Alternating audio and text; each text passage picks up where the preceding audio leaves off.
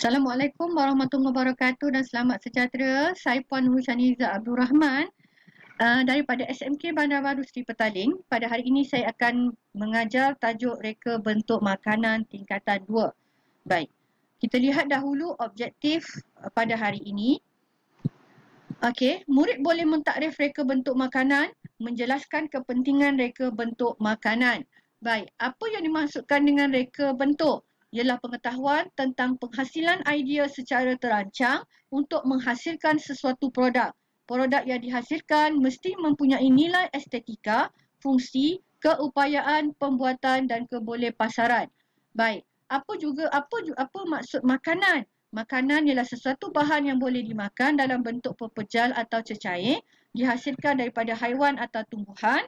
Ciri-ciri makanan, pelbagai tekstur, rupa, rasa, bau dan warna. Okey, kita lihat pula apa yang dimaksudkan dengan reka bentuk makanan.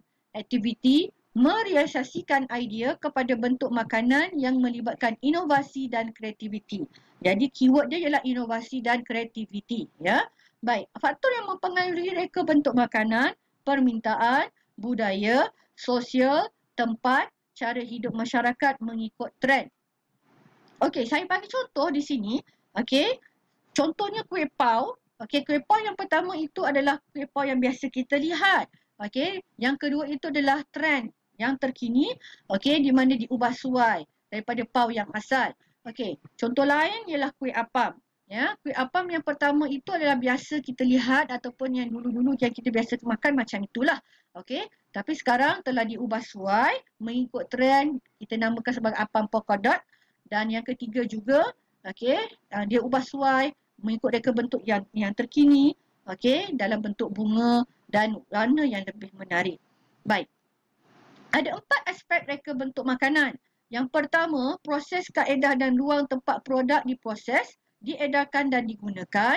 Penekanan dari segi estetika, komunikasi dan perwakilan. Yang ketiga, aktiviti komunikasi untuk mempromosikan makanan. Dan yang keempat, peralatan dan perkakasan yang digunakan untuk menyedia dan mengambil makanan. Baik, kita lihat dahulu klasifikasi reka bentuk makanan. Ada 2. Yang pertama, reka bentuk susunan makanan dalam pinggan atau bekas. Okey, ini contoh dalam pinggan. Okey, dan ini contoh pula dalam bekas. Okey. Baik, yang kedua, reka bentuk pada makanan itu sendiri. Okey, apa maksud dia? Okey, contohnya labu ini kita buat reka bentuk itu makanan itu dalam labu, dalam buah itu sendiri. Okey, yang lain contohnya air kelapa, alright, buah tembikai dan buah tomato. Ya, kita mereka bentuk pada makanan itu sendiri. Okey, baik. Jenis-jenis reka bentuk makanan. Di sini cikgu sertakan beberapa contoh jenis reka bentuk pada makanan. Yang pertama kita tengok nasi. Ini pada nasi. Okey. Kalau kita lihat, kalau anak-anak tak suka makan, kita buat reka bentuk yang menarik supaya anak-anak itu lebih menarik untuk makan nasi. Okey. Yang kedua, pastry. Okey, contoh pastry. Okey, menarik. Baik, yang ketiga, makanan laut. Contoh reka bentuk makanan laut. Yang keempat, daging. Okey. Alright. Bila kita nampak, kita rasa nak makan. Ya, itu contoh reka bentuk yang menarik. Okey, ini contoh yang seterusnya ialah kek. Okey, bila kek menarik, ramai yang akan membeli dan ramai yang akan cuba merasa sesuatu yang baru. Okey, ini adalah contoh kek. Baik, begitu juga dengan buah.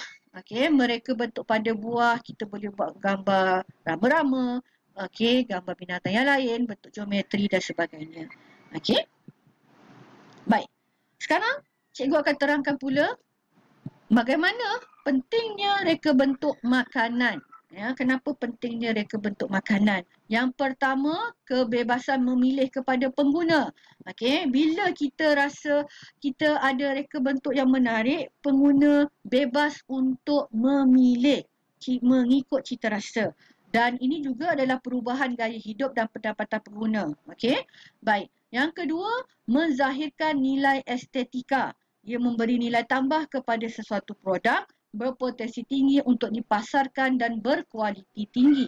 Yang ketiga, melindungi etika sosial. Menerapkan nilai inovatif dan kreatif dalam reka bentuk makanan, tidak menyentuh sensitiviti kaum dan agama.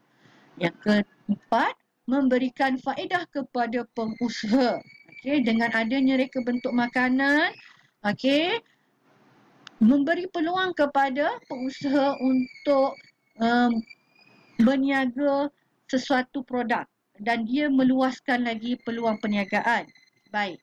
Yang seterusnya, pembangunan sains dan teknologi. Okey, perkembangan reka bentuk makanan menyumbang kepada terciptanya pelbagai jenis mesin dan alatan. Contohnya, okey, mesin membuat mi ada macam-macam bentuk, ya. Okey.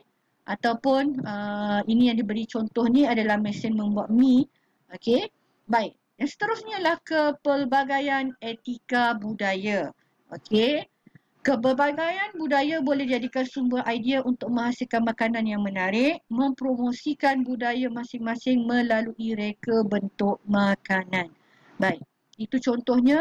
Kita tahu bahawa Malaysia ini terkenal dengan pelbagai kaum. Okey, gambar yang pertama itu adalah kuih bulan, ya. Jadi reka bentuk dia menarik, kadang-kadang kita pun rasa pun kita pun rasa nak cuba. Okey, kuih bahulu bentuk dia macam itu. Okey, ketupat palas dan sebagainya. Baik. Jadi saya berhenti di sini dahulu. Kita akan sambung pelajaran kita pada episod yang akan datang. Untuk latihan pada hari ini, cikgu akan hantarkan latihan itu di dalam Google Classroom kamu dan cikgu akan sertakan nota di dalamnya. Jadi, sehingga berjumpa lagi. Sekian, terima kasih. Bye.